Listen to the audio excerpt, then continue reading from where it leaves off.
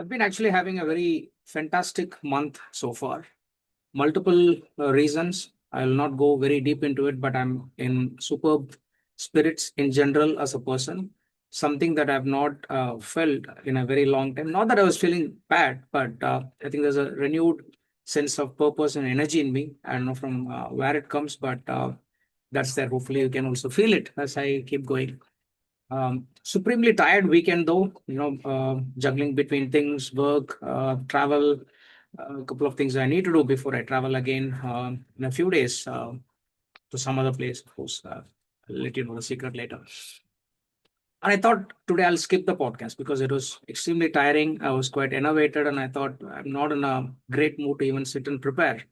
Though I had already shortlisted the topic yesterday, made half an hour of mental notes, wrote down a few things on my WordPad as usual. I thought I'll skip it, but such is the power of habit that once you get into this rigor of doing things in a consistent basis, it's difficult to let go. I mean, around 4:30, I thought, screw it if it's late. So what if the light is not great? It's my balcony, usual stuff. So people who want to hear, let's still do that. So that is why I'm going to do it. And today's podcast is for a friend of mine and other brothers who have this issue.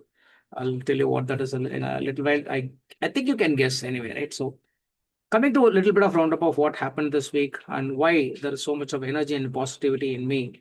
A lot of excellent discussions with a lot of people, acquaintances, interesting talks, deeper connections with more people that I met or spoke to this month.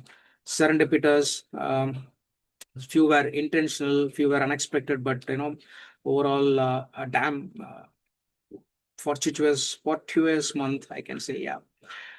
Generally, I've been very poor in terms of even understanding people. I've been quite naive. I've been hurt in the past a lot of times. Sometimes it's been really, really hurtful. But I'm actually, I'd given up at some point in time that I'm not even fit for this world. But eventually, I realized that's a very defeatist mindset. I worked very hard, watched a lot of videos, read a lot, practiced it. Eventually, I think I'm really getting better, and just a little bit of that confidence in terms of people is coming in. And the reason I'm talking about people today is that generally I've been quite confident of my ability to do work. That was never a, let's say, concern for me. But with repeated instances at workplace with people and not being able to judge them, I was getting screwed every other time. So naturally, you start doubting every aspect of it. So, but eventually, I'm happy I'm getting into it. There were some extremely great, let's say, hints or even that's the right word approbation. What do they say? Yeah, some kind of a certification from some people that I was able to treat people better, and it actually worked out well in workplace in a couple of instances, and even with some friends in association, for example. So that's pretty good.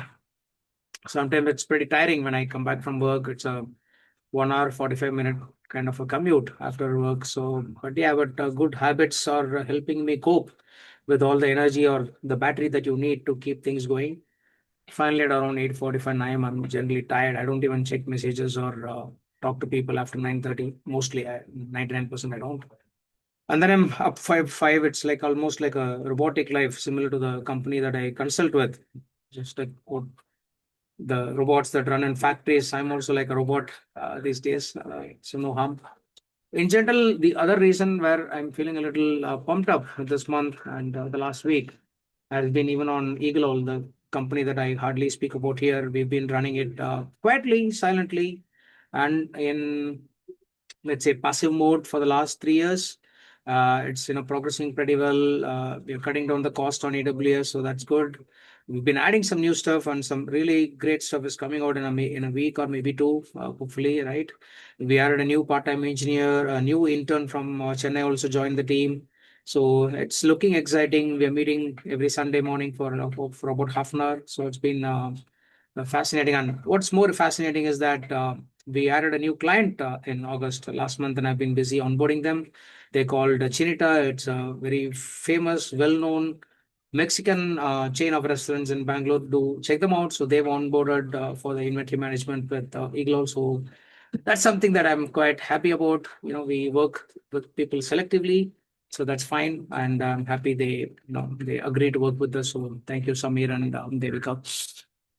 Anyway, now coming to the topic, I know I've been here and there, but I wanted to express the positivity that I was having, and I thought I'll share it with you. So, coming to today's topic, a friend of mine called me. I won't take his name, but I'll tell you that he's a very close friend of mine and similar age. So, but of course, a year younger than me, so he's like 46, 46 and a half, whereas I finished 47. So he called me and said, Vinod, I said, what? Feeling a little upset. What happened, man? Let's fix it. He said, my cobra doesn't work, right? Of course, cobra is a very euphemistic word for something that has to work in a man, but it doesn't work, right? That's exactly what is concerned. What is 6.5 years old? He was quite distraught, right? Kind of emasculated and feeling quite distraught. He doesn't smoke, he doesn't drink. So obviously that's a saver because these are detrimental to your cobra working. I guess if in case people are still wondering what cobra is not working, I'm going to talk about erectile dysfunction for men in their 40s, right? Of course, if you have this problem in your 20s and 30s, it's for you, but generally it happens to people in their 40s, typically, mid 40s to late 40s. So that's what I mean by cobra not functioning.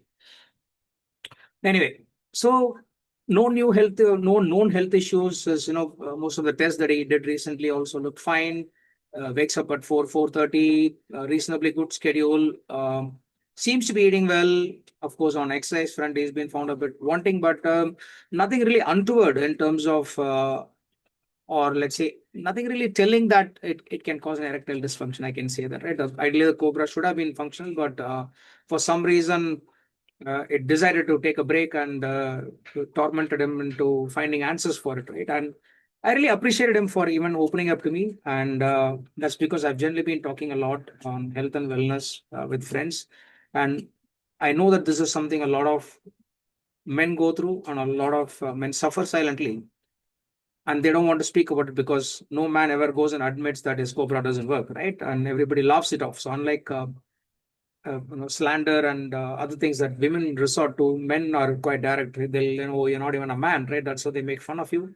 But that's obviously very bad, and that stress causes the cobra to even retreat further into the burrow and never comes out, right? That's even more horrible. But so then I'm not a doctor.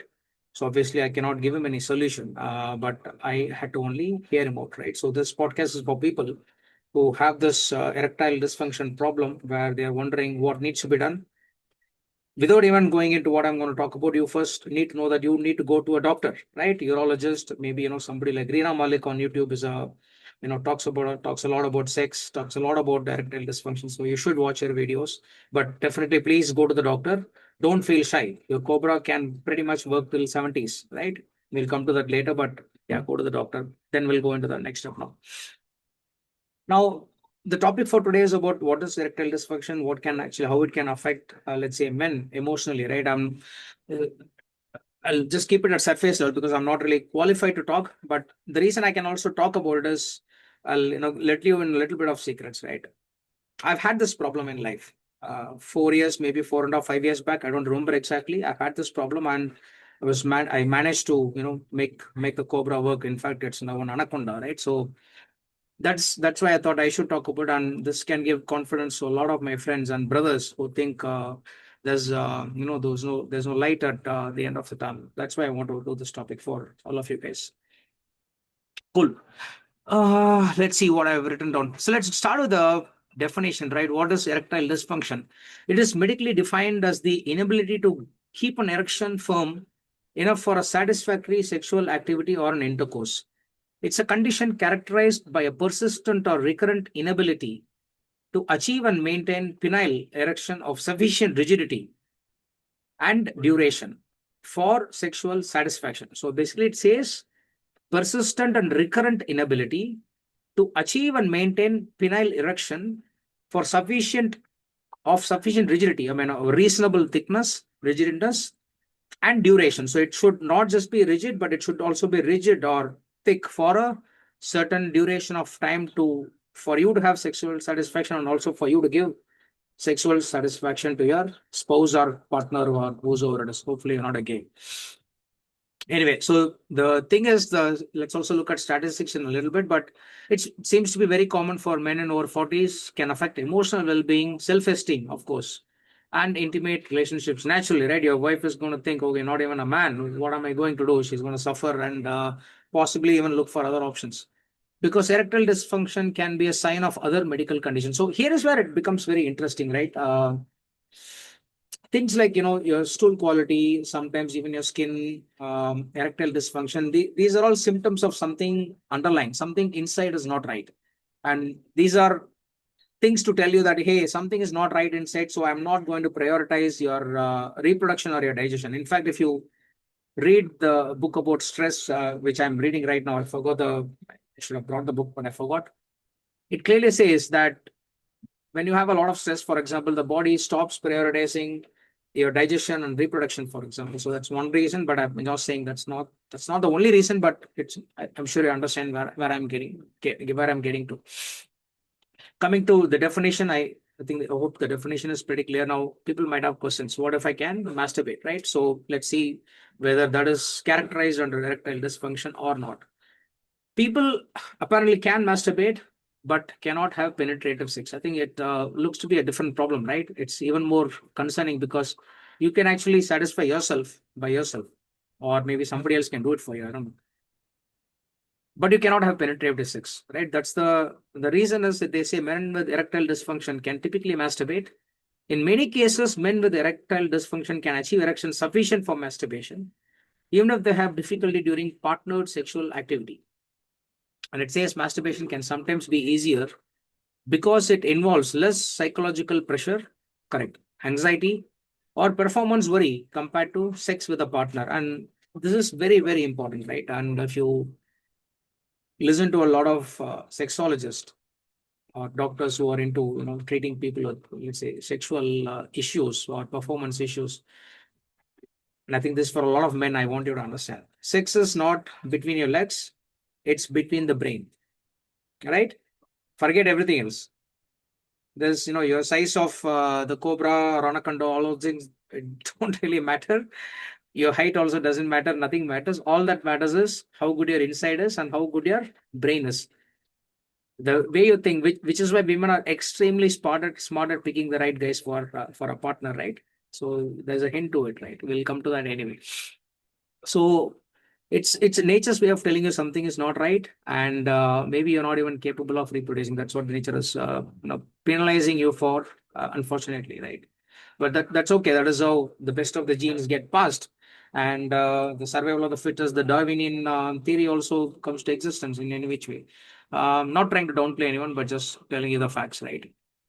Yeah, so that's on masturbation. So however, some men with severe ED can or certain underlying medical conditions may also find it difficult to have an erection even during masturbation. So it's not a necessary condition. So if you have a ED, you may be able to masturbate, but maybe you're not able to masturbate. So ultimately, it's a sexual performance problem amplified, particularly with a partner because you're under pressure to satisfy her, which is pretty hard, and you need to be hard to be able to have a good erection and then to be able to satisfy her.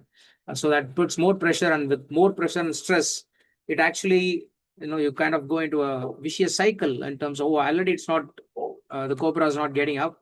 And I'm even more stressed about 100 other things in my day, about work, about my neighbor, about what my wife might think, what my girlfriend might think. And then the cobra again retreats and it can't really function well. So stress is a great deterrent to your cobra functioning fine. So that's why I said sex is a brain game. It's not a between the legs game. I think men should understand this. Hopefully, with age, you'll understand it's okay. Even I was horrible when in my 20s and even 30s and even early 40s. It's okay. Cool. So let me look at quick reasons for ED. And again, I'm not a doctor, so I'm just going to go at a high level, talk about the emotional aspects and even my own experience and what really happened. So that acts as a catalyst or a motivation for you, if at all you have such an issue. Nothing is lost, brothers. We can get back. So vascular issues are the most common cause. Aging leads to degeneration or degradation of smooth muscle cells in the penile tissue, causing blood leakage and poor erections. So ultimately, the penis is getting up due to blood flow. And if the blood flow is constricted or it's not smooth, it doesn't get up, as simple as that. So we need to fix your cardiovascular health is what it's saying. So what are the lifestyle factors that affect you? Smoking, obesity, high blood pressure, diabetes, lack of physical activity contribute heavily. That's a point, main point. Of course, stress also comes in. Psychological issues such as stress, anxiety, depression. Of course, when you're depressed or you have very extremely low self-esteem, anxious due to you're losing a job, you're losing a house, there's no money to pay for the bill tomorrow, and the body is not going to prioritize sex and your reproduction. Oh, its job is to keep you alive. Again, there's a constant recurrent theme that I do in almost every podcast. If you see, nature is designed, or your brain is designed to only two things: to keep you alive and to help you reproduce. That's it. Your job is done in the world.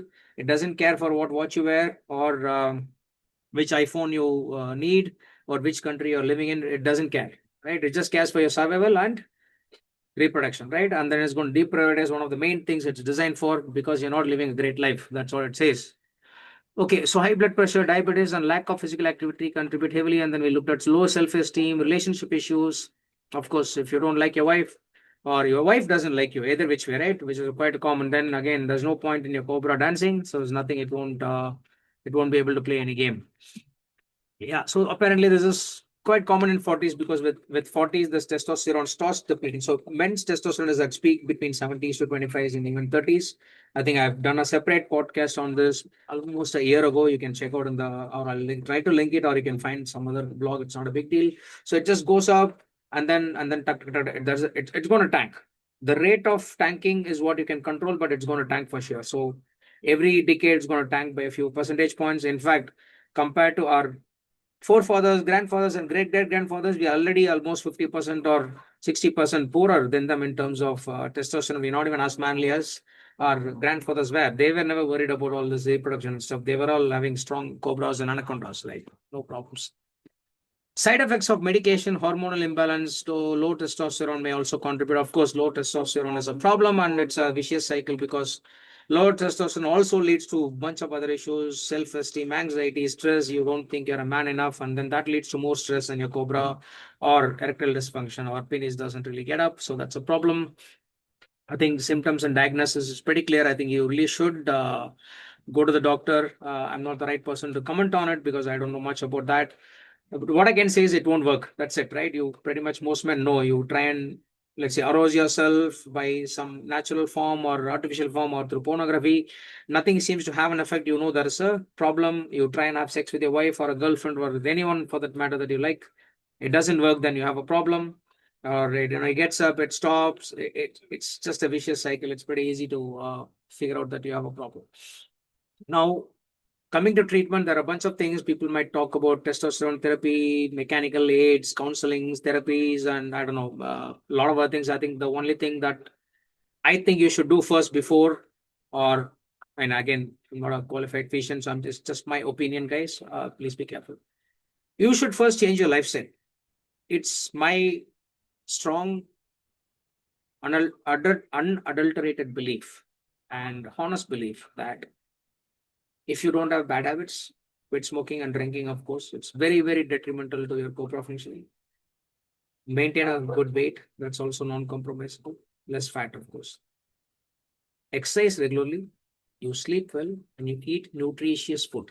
That's it. Follow the basics. Of course, these basics are very hard for most of you. I understand. But if you follow these basics even for 2 to 3 months, your cobra will literally dance. I can tell you, like a black mamba.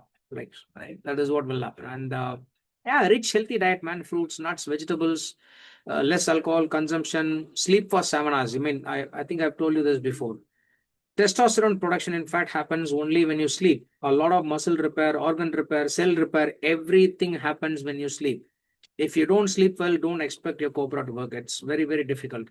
During your fourth or fifth REM sleep is when testosterone production happens. That's why a sign of healthy man is that you should have morning wood, and like, 3:30, 4:35. When people say in South Indian, or Indian terms, people call us Brahma Muhurta. Why do they say that?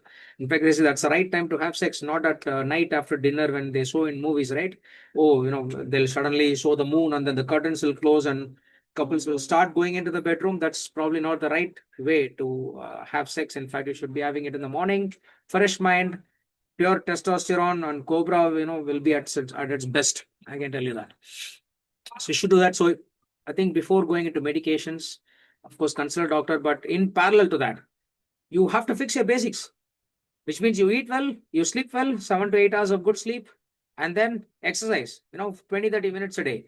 And then figure out in 3 months, 4 months that, all these problems would be definitely be way, way less than what you were seeing 3 months back, much less, and your cobra will start actually working.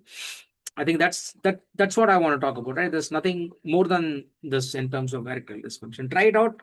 Of course, I'm talking for people about 40s. This should work, and that is what worked for me. So why am I saying this? It's very embarrassing even for me to tell to a larger audience. Imagine my wife will be watching, my daughter will watch in the next couple of years. Maybe my son would watch, my father, mother, and sisters and relatives might be watching this video. Is it embarrassing? It is embarrassing, but if you're really embarrassed about it, you shouldn't be doing podcast either, right? It's very disingenuous to lie. So I've had this problem because I was having bad habits. Very simple: no exercise, excessive alcohol, and smoking. So in 2022, I think at some stage I started working out. Middle of 2022, and yeah, little. I think I didn't make too much changes to my schedule. Just gym was the only new addition. I reduced alcohol consumption. Didn't stop, but reduced it from whatever frequency I was having. I was going to the gym 3 times a week, and you know what? By December 2022, my wife was pregnant, and she was 8 9 months pregnant at the time because we decided to not have the baby due to other reasons, but which means in maybe October or November, my cobra worked fine. My body was reversing and things were fine, right? Because nature is now telling me you're good enough to reproduce, man. That is good enough. And you know what I felt at the time? Whether I had the baby or not, I feel bad. That's okay. But I felt bad that I'm still a man enough, right? That was the thought that was running in my mind. And my wife was probably happy that she is still having good, hormonal function of her body to be able to conceive at that age. And she was like, what, 40, and I was 44, 41, and 44, right? 2020 to 4 years back. So that's what I'm saying. I felt really good that just 2 3 months of a couple of months of good exercise, reasonable eating, and yeah, main thing I remember now, I was sleeping pretty well during that time. I think that was the main difference. Along with, in addition to regular exercising, I was sleeping well. I used to sleep 4 5 times all weekdays. I used to go and sleep with my son sharp at 9:45, or I think 9:30, 9:45. Wake up by 5 5:15. That set. I think that really started telling me that this is very pivotal or critical to retaining your making your cobra dance or function, right? So that was the change. So obviously, if I can change it and reverse it, so can you. And this is purely lifestyle. I didn't have to take any medications. Never went to a doctor. Maybe I should have, but I thought, let me try this out. If it works, it works. If it doesn't, we will figure out, right? But I still remember the emotional turmoil I went through when it didn't work, right? I mean, you actually start feeling quite helpless and hopeless. That exactly what goes through most people's mind, right? It's very difficult as a man when you know your cobra doesn't work, right? Maybe masturbation, but ultimately you're not born for masturbation, right? You're supposed to have good let's say physical intimacy with your partner or whosoever you are in love with, or if you're not in love with, whatever, right? So if that's not really working out, it's kind of quite debilitating. It can actually dent a man's confidence, put you on a rabbit's hole. So it's pretty hard. So you will be getting back on track if you follow some of these basic tips that I mentioned. Which again, talk to a doctor, get all your basic tests done. They'll check for all your diabetes, hypertensions, and a bunch of other things. They'll figure it out. So I think one of the main things, apart from this physiological and physical issues that can cause erectile dysfunction, one of the things I'm also, if you look at it philosophically, right? Like I said, the body's natural signal, it's basically a signal to tell you if about your overall health and fitness, right? Like right from your muscles to your skin to your stool, according to the Bristol tool, stool chart, you should ensure that is also fine. These are indications of something that's going on inside. If you go to a dermatologist, that's what she'll say. If you go to a urologist, that's what she's going to say about your erectile dysfunction. If you go to somebody else, they'll tell you, oh, if you talk to them about a stool, then they'll say, are you eating a good diet? Are you sleeping well? Then they'll say, oh, that's why it's fine, or you have irritable bowel syndrome, etc. So everything is interconnected, guys. There's nothing really works in isolation. If you think, oh, I will drink, but it'll affect only my kidneys, no, it affects every single cell in your body. As simple as that, right? So don't isolate and think that this will affect only one part of me. It will not affect me tomorrow. I'm immune to certain things. No, it doesn't work. You're not some kind of a robot. Humans will get affected. We deteriorate over time. It's just a function of time, right? Right. So in a way, I interpret erectile dysfunction as nature's penalty on you, or a feedback mechanism, right? If penalty sounds harsh to you, which nature penalized me for bad habits at some point in time, 4 years back, 5 years back. It's a penalty or a feedback mechanism indicating that the body is not in great condition to support reproduction or to pass on your genes effectively. It just says you're not capable enough to pass on your genes. And it makes sense, guys. Why should a woman choose you if you're not physically fit and you're not able to get your cobra up and running? As simple as that. Right? Why would she choose you? She wants a strong man to pass on the genes, but she's going to take a huge cost in terms of bearing a child and passing on your legacy, right? So obviously she's going to pick the best man possible for the job. And if you want to be the best man, then you should be in the best possible shape, which means you have to have good lifestyle, have a good lifestyle. That's it, right? These factors, what I spoke about, like sleep, exercise, a lot of cardio exercise, strength training. I think these two, if you do, it's more than enough. Run a lot, at least, do a little bit of walking, running, lift some weights, guys. Quickly, muscle, testosterone, all of that plays a part. That's why they say, gym guys are pretty horny. They'll never tell it out on the camera, but they're all bloody horny. I can tell you that much.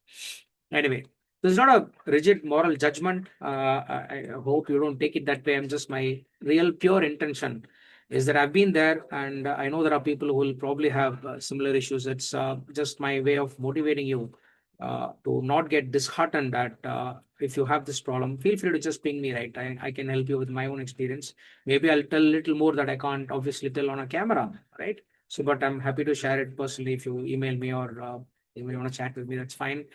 Do that. Again, as I said, the good news is it's reversible. Start now.